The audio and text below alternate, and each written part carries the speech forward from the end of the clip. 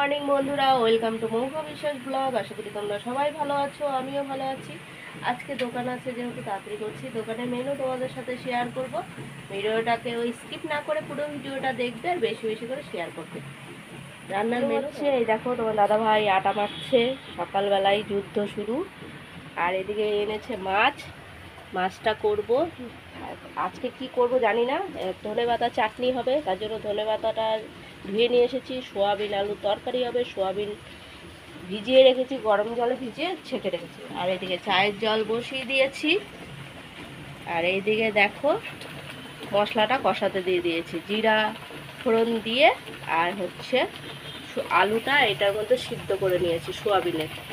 আর এর মধ্যে পেঁয়াজ রসুন আদা সব দেওয়া আছে। একটু কষা আগে একটু ভেজে নেব, তারপরে মশলাপাতি সব দেবো। জিরার গুঁড়ো দেবো, হলুদের গুঁড়ো দেবো, লঙ্কার গুঁড়ো দেবো, কাশ্মীরি লঙ্কা, নুন সব দিয়ে তারপরে সোয়াবিন আলু তরকারিটা রেডি করব। এখন এইগুলো সব রেডি করছি। তোমার দাদা ভাই আটা মাখাতো করছে। সব মশলাগুলো দিয়ে দিয়েছি দেখো বন্ধুরা, জিরের গুঁড়ো, লঙ্কার গুঁড়ো, হলুদ গুঁড়ো, নুন সব দেওয়া হয়ে গেছে। এখন কষাবো। দেখো মশলাটা কষানো হয়ে গেছে, এখন আমি দেবো সোয়াবিনগুলো। আলুটা পরে দেবো, আলুটা সিদ্ধ করে নিয়েছি যেহেতু প্রেসারে।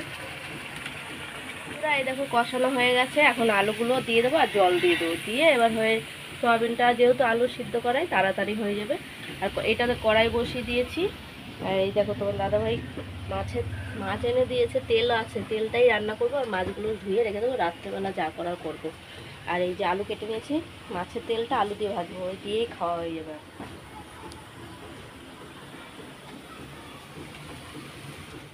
এই দেখো মাছের তেল রান্না করবো, আলু পেঁয়াজ ভাজা বসিয়ে দিয়েছি। আর এদিকে সোয়াবিন আলুর তরকারিটা হচ্ছে। আর 3 পিস মাছ দেখো নুন হলুদ মাখিয়ে রেখেছি, এটা রাত্রে এসে ভাজা করবো। এখন আর কিছু করব না, এখন এই মাছের তেল দিয়ে আমাদের ভাত খাওয়া হয়ে যাবে, আর কোনো তরকারি লাগবে না। এই যে মাছের তেল এইটুকু আছে। ভাত আমার তো হয়েই গেছে, এই যে ভাত। আর এইদিকে সব বাসনপত্র দেখো কত জমেছে, সব মাছবো ওগুলো। এইদিকে চাটাও আমার হয়ে গেছে, এই দেখো চা, পাতা চা।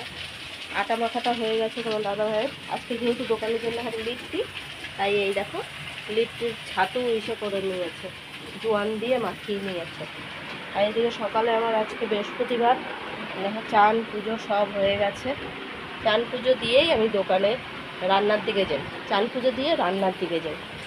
এখনও দোকানে মালপত্র টুকিটাকি আনা হয়েছে। তোমার দাদাভাই ভ্যাকুম ধোয়া হয়ে গেল। এই দেখো ধনেপাতা চাটনিটা হয়ে গেছে বাটা, এর মধ্যে রসুন কাঁচা লঙ্কা দিয়ে বেটেছি আর নুন দেওয়া আছে।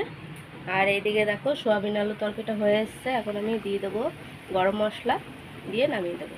আর এটা মাছের তেলটা আমার হয়ে গেছে ভাজা, আলু দিয়ে ভেজেছি আজকে। কারা কারা মাছের তেল খেতে পছন্দ করো কমেন্টে জানিও। আর আলু সোয়াবিনের তরকারি, দোকানের জন্য এটা আলু সোয়াবিনের তরকারি। আর এইদিকে সব লেবুটা এখন কেটে নেবো, লেবুর রস দিতে হবে এর মধ্যে লেবুর রস দিলে বেশি টেস্ট হবে আরও, যেহেতু লিট্টি হবে। তোমাদের সাথে শেয়ার করলাম। এই দেখো কারেন্ট নেই, চলে গেছে সন্ধ্যাবেলায়। এই দেখো তোমার দাদাভাই ফুচকা এনে দিয়েছে, এখন আমি আলু দিয়ে আর এই যে জল ঢুকিয়ে লেবুও দিয়েছে, গন্ধরাজ লেবু।